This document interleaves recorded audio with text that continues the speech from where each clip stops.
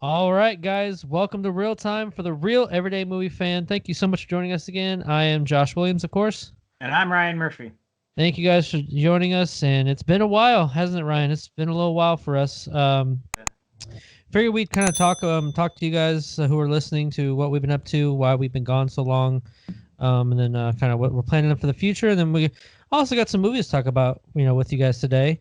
Yeah, absolutely. So yeah, I think we're gonna talk about some Disney Channel original movies today. I'm kind of excited. Yeah, absolutely. Because now they're all available on Disney Plus, so you Right? can watch That's anything you awesome. want. Yeah, It's actually really cool because I it was is. actually really excited about that. I knew once I got it that I was gonna keep it for a while. It's definitely something else. So I know when we first got it, I went on for some reason I don't know why I went to this right away, but I went on an Even Stevens kick and I just like watched the all seasons. that's cool. But let's start us off. Ryan, you go ahead and start off. I actually haven't talked to you much. I mean, what before all the crisis happened and everything? What you've been up to? What have you been up to? What are you doing now and stuff like that? And what happened beforehand and everything? Well, basic not much. Yeah, I I mean, mean, cause I still don't go see movies in theaters that often. So I mean, yeah, because you get to go see them for free, but for me, it's like cha-ching.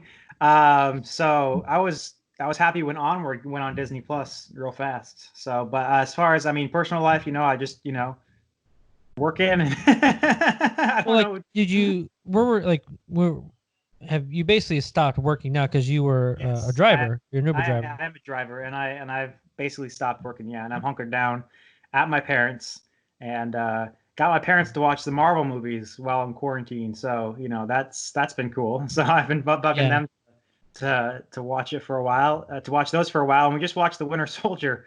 And my dad's like, great well, so movie. what's the next one? Like the Winter Soldier, like got him excited. Like I told him that that's one of the big ones that people love, Hmm. and I kind of hyped it up like that. And after you watch, he's like, man, that was good. So So like Iron Man didn't get him hooked right away, or did you watch him? Are you watching them in timeline yeah, order? we're watching him Or in release date order, and he already oh, seen all the Phase One movies like a long time ago when they came gotcha. out, like back in the day. Like I had dragged him to them, and then after Iron Man 3, I stopped. So we and my mom had not seen any of them before, so we went through all of those, and then I was like, the Captain America is the first one he hadn't seen yet, so I was Yeah. like, and yeah, after that they both really liked that, and it was yeah, so it's been a fun time. So So that's also very interesting, like, because you're doing them in order of release date. Like, I don't know. For me, if I was to watch them over again, like, or introduce them, I don't know. Wouldn't you want to go in timeline order as far as like where they're involved in the timeline? I it's what it is. I mean, no, not really. I Yeah, mean, I don't know. yeah, even Captain Marvel. Like, if you watch the whole movie from beginning to end, when you get to the end after the credits, you're going to get to the part that's just before Avengers Endgame. So you kind of, Yeah, unless you watch them in pieces, you kind of got to watch them that way. But true. That's true. Well, for me, like, man, it's been a while since we've been on here. Well, before everything happened, before the crisis and everything happened, we got really busy, and then right up before the crisis kind of really took off in January, I think it was in February. My daughter got pretty sick. She got her first real bad cold, and got pretty bad. And then Tina got sick, so I was kind of helping taking care of both of them. And then right up until around the crisis happens when I got sick. I'm not saying we got COVID-19 or anything like that, but then again, we didn't. I was displaying all the symptoms except for a flu, or except for the fever. Like, I had the cough was like the worst I've ever been, and this is the first time I ever actually gotten sick in 2 years, like from anything. And so, but I didn't qualify for a test, so I'm not saying I had it, but I don't know if I did or not. But I was sick for quite a while, and then everything happened, and just a little peek behind the curtain, I did get laid off. So that kind of dragged me down a little bit mentally, and I was like, even after I got down, I was like, oh, this is gonna give me time to get back into real time and get because I want to do more than what I was doing beforehand. Because even when I had a job, we were doing at least one or two videos a week, or one or two, or at least one video a week. But it still took for me a little bit to kind of get over the idea that I don't have a job. You know what I mean? And mm-hmm. the fear that if I'm gonna have one again or not after this is over, because we just don't know.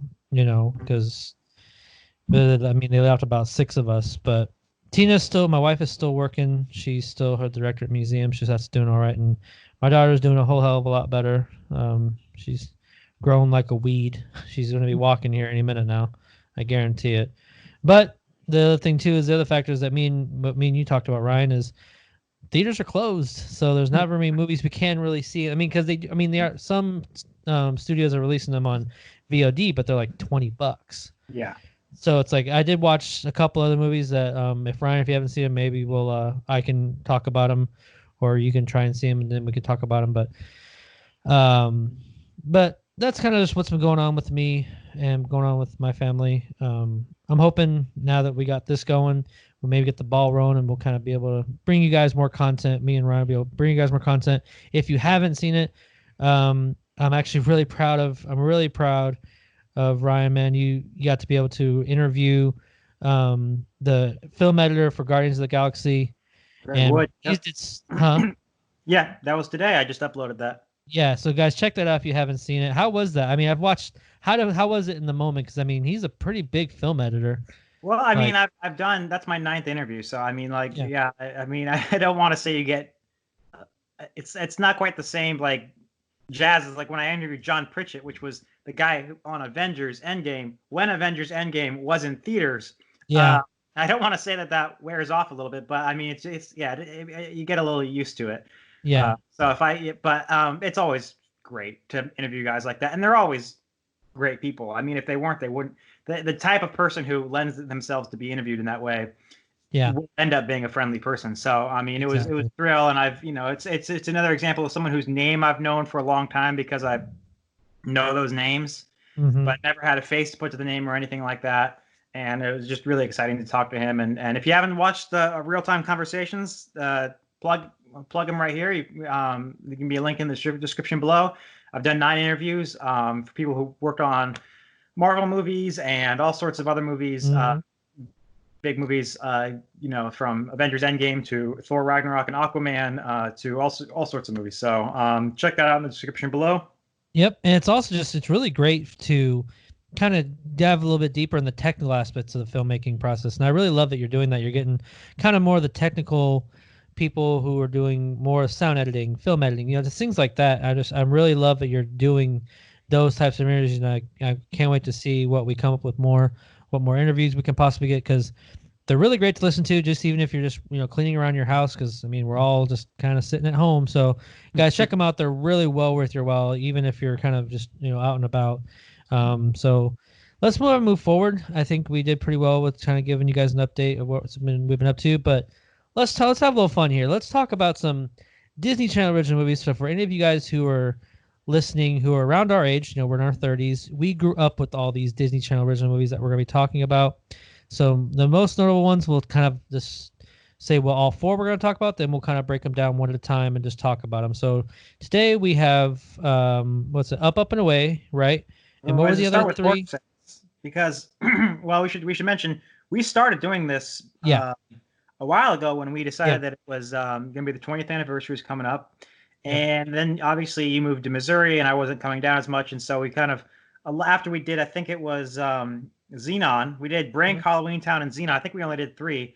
And then sort of didn't get to see each other as much.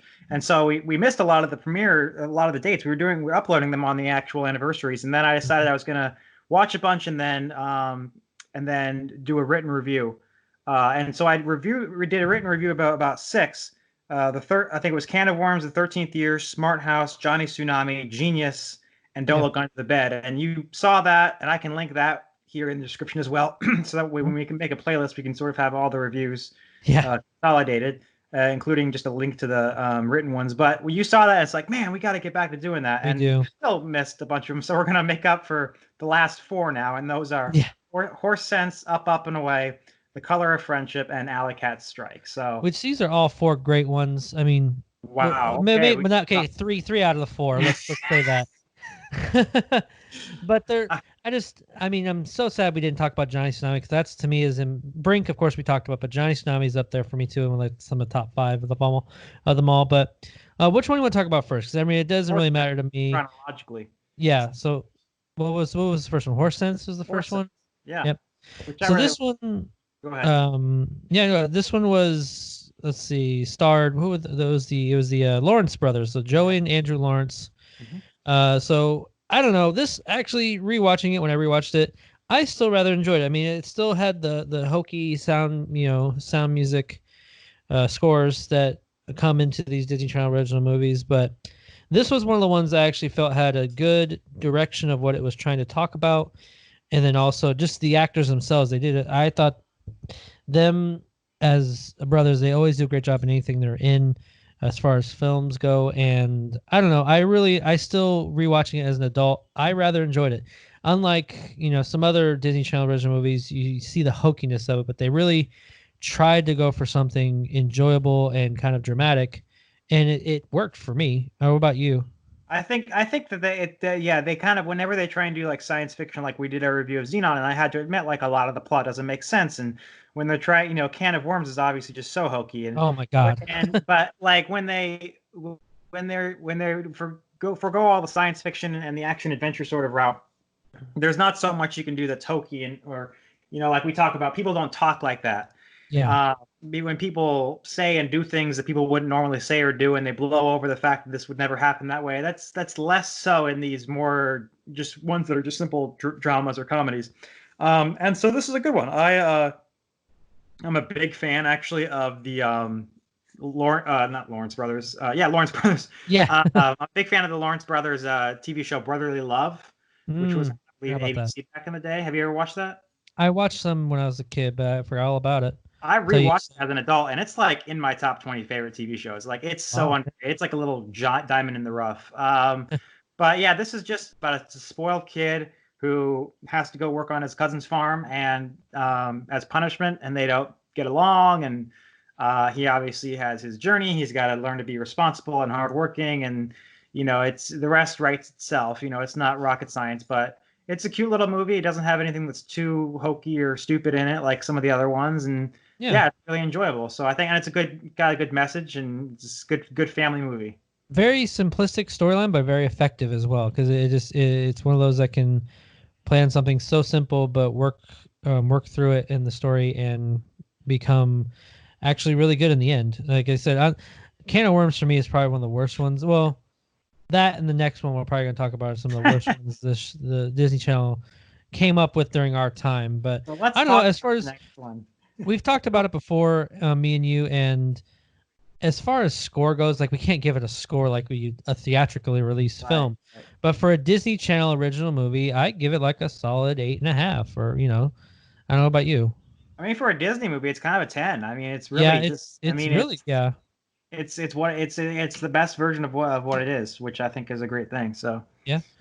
Well, let's go ahead and move on. Oh boy, you go up, ahead with up, this. away.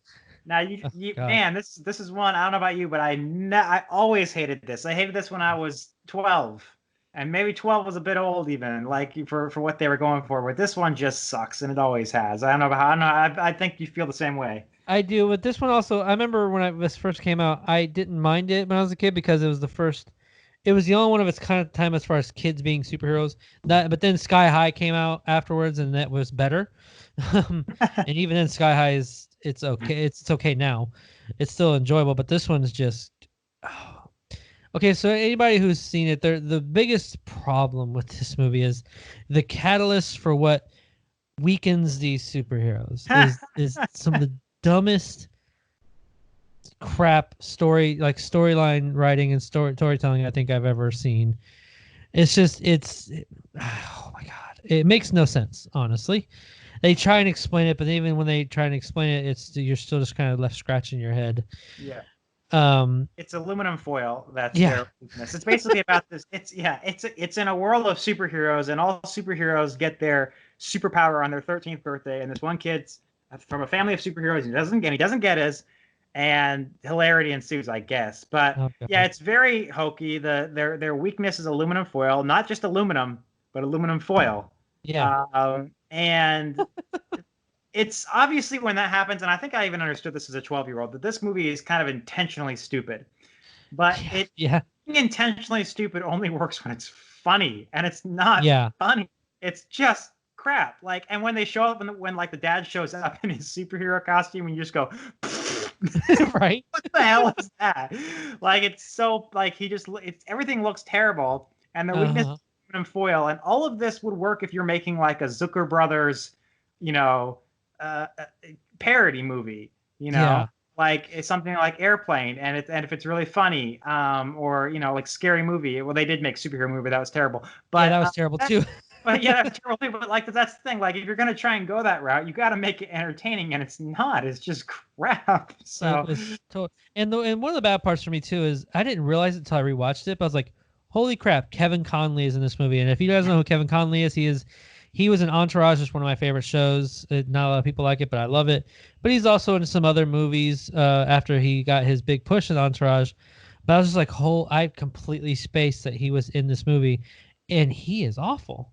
Like, yeah, well, and then the director of this movie, who also plays the dad superhero, like directed either Eddie Murphy Delirious or Raw, one of those. Like he directed like one of the big comedy routine videos of all time, mm, and I'm like, wow, you've really come down a long way. So you've yes, really lost there's your some way, bro. people. There's some people involved in this. Like Sherman Hensley is in this as the grandpa. Like Yeah. there's several people in here who have done much better things with their careers. That you almost question like what made you do this? Like I don't get it.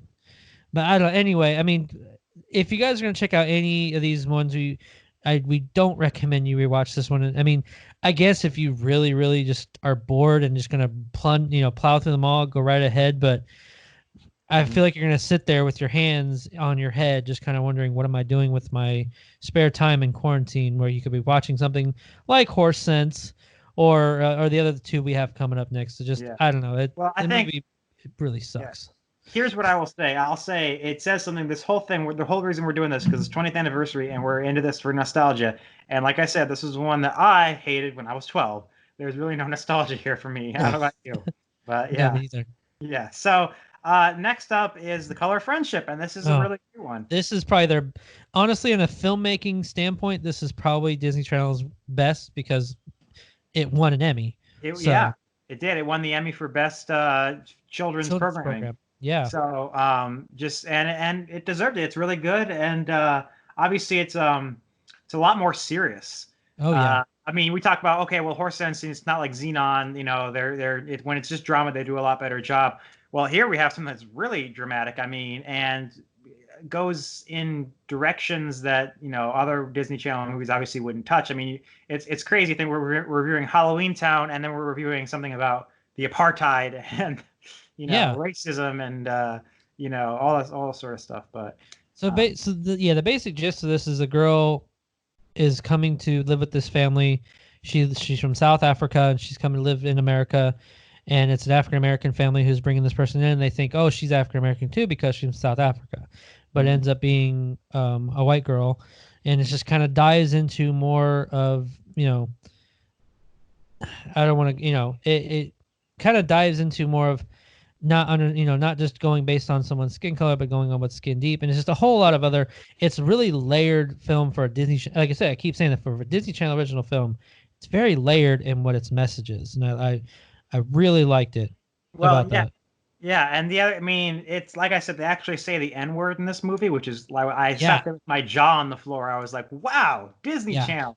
Because it's like because they're trying to get a message out to the kids, about how racism is bad, yeah, and it's yeah, obviously, I mean, for those who are woefully unaware, South Africa had the apartheid going on in the 1970s, whereas in America, sometimes I think this film portrays America as a little bit too idyllic in the yeah, 70s, which is only less than 10 years after Martin Luther King was shot, but still, um, at least in this place in this time, it was better than it was in South Africa. And the person in question is the congressperson they're black congressperson, which you would never have at this time in South Africa. So this girl is amazed that this guy is a wealthy, influential person, and so it's really about her growth. But it's also, I mean, what I really like most of all is the interaction between the dad and the white girl yeah, in this movie, and the performances by the two parents. Both are well-known character actors, Carl Lumbly and Penny Johnson. Well-known to science fiction fans from Justice League. He was in, and she was in Star Trek Deep Space Nine. And they give really, I mean, the best, some of the best scenes in the movie are just them, the parents talking and, talking about the ideas and about what's going on. And they just give great performances. And that's what I really liked about the movie, maybe more than anything else. Yeah, and even in the two girls who were in this did also a really fantastic job too. And it was Lindsay Hahn. She played the white girl. I can't remember her character name. Mari. Yeah, there we go. I'm sorry. And then I can't. Can you help me pronounce? I'm bad at pronouncing names. I'm bad at pronouncing anybody's name. Lindsay Hahn and Shadia Simmons. Shadia Simmons. There we go. She played Piper. Was her name? I remember her name. But yeah, I mean, I thought the interaction between them was actually my favorite part. I mean, yeah, those scenes with the father and Marie was really good, but I really liked their interaction between Piper and Marie the most. I feel like those had some of the scenes that really stole the show for me throughout the whole film, and just kind of their friendship blossoming throughout it. So this one to me, if you want to go on Disney Channel standards, is like a 10 for me. Like, I thought this was great. For Crimey's sakes, it won an Emmy. So I thought, like, this one for me, like, there's even ones down the line that we'll talk about, like True Confessions was kind of where you see Shia LaBeouf really do his first dramatic role. I thought was just right up there too. We'll talk about that one when the time for its anniversary comes around. But no, I mean, this one's kind of one of those gems that you should definitely check out with your fan. Like, if you guys are listening who are our age and you have children, definitely introduce them to this movie. I think this is one that the whole family would enjoy a lot. Yeah. So now the last one, which I have a guilty pleasure for, Alley Cat Strike. Yeah. This one. What's that? Go ahead. I liked it. It's one that it's we talk about hokiness and people don't talk like that. This one's got a little bit of that, just in terms of how. So the plot line is that there's these two schools that compete over everything, the East High and the West High, except it's not the East High and the West High, it's their junior highs. Yeah. And why are they making such a big deal out of the junior highs? And if you watch this movie, when you see how big a deal they make this rivalry, I'm wondering, like, what the hell is the high school like? But so that stuff is really hokey. But the main plot line is basically this all-star kid who's super at every sport has to bowl because that's the only sport left for them to compete in. And he's got to learn to bowl. And so he hangs out with the loser kids. And obviously some character growth and change occurs for everyone. And then they have the big competition in the end. And so it's a sports movie. It's maybe the only. I asked my dad, I said, what's another bowling movie that you know? And he said Kingpin. Yeah, that's really it. I can't think of anything else. That's it. And so if you like bowling and you've seen Kingpin, I would recommend this movie just as a good bowling movie. So yeah, and to me, it's also got when you rewatch it, you don't realize that Kaylee Cuoco is in this. Yep. From Big Bang Theory, you don't realize it, and then you're like, oh, hey, that's kind of cool. Not only her, but also Laura Vandervoort from Smallville. Yeah, I forgot. So, yeah, her too. And Tim Reed, for the older people who watch WKRP in Cincinnati, Tim Reed is also in this show, so it's got some people you might want to check out. Yeah, I mean, it's still got a really good cast, and Robert Richard, he was in Coach Carter. He's actually a really good actor. I didn't see much of the main actor after this, Kyle Schmid. I don't know. He hasn't been anything after this, but during this film, he wasn't bad. I will say I didn't think there was enough growth for Robert Richards' character in this movie, the main kid who's good at everything, like every sport he's really good at. There was some there, but not enough for me to still think, I don't know, he was still kind of that cocky kid who, Oh, that's not really true. I mean, I have to disagree with you there. I mean, I don't want to give away the ending, but I mean, he definitely learns humility and he learns. Yeah, I guess the very ending, that's true. It took a while to get there for me. I don't know. But this, like I said, end of the movie. That's how most of them. Well, it's like the very, very end of the movie. You're talking like 5 minutes left of the film. Well, but regardless, I still had a lot of fun watching it. It had some cool music to it. It had those fun little montages when they're bowling and everything like that. Oh no, it's just kind of one of those movies that you just sit back and kind of laugh at and kind of reminisce on some of the fun, fun '90s feel it has to it, early 2000s feel it has to it. But yeah, like I said, for me, I'd probably still give it like an eight.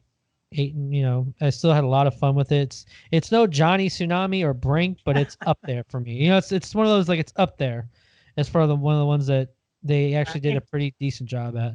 I think yeah, and I like all these would basically be like eight, somewhere between 8 and 10, except for Up and Away, which would be like a zero Oh God, for me. But like yeah, yeah, for some reason it's always. I mean, everyone. I think everyone out there you talk to, oh, Disney Channel original movie. Yeah, what's your favorite? Brink. What's your second Brink. favorite? Johnny Tsunami. Like, uh, those are. I mean, maybe it's just because we grew up with extreme sports as Yep. kids, watching the X Games. But I mean, those are just people love them. But a lot of these we have fond memories of. So. Yeah. I really, yeah. And after this one, what are the ones that are coming out that we're going to be reviewing next? So, Well, next up is Rip Girls. So, did you get a chance to watch oh, that one yet? not yet. We should do Rip that soon Girls. because it's April 22nd. So is Oh, the right around anniversary. the corner. Okay. So maybe we can make that our next video. But then Miracle in Lane 2 with Frankie Muniz, Oh Stepsister my God. from Planet Weird, Ready to Run, Quince, and The Other Me, which I've already watched all of those. So I'm Huh. ready. Yeah, I got to rewatch those now. Um, but yeah, that was a lot of fun. But more importantly, guys, for all you guys listening, what did you think of all these when you first saw them before? And if you haven't yet, go ahead and rewatch them if you have Disney Plus. I mean, maybe not Up and Away, but still, what did you guys think of the movies? If you've seen them recently, if you have Disney Plus, leave your comments section below. Let us know whether you liked them or not, and just give us jump in the comments below and let us know what you guys been up to.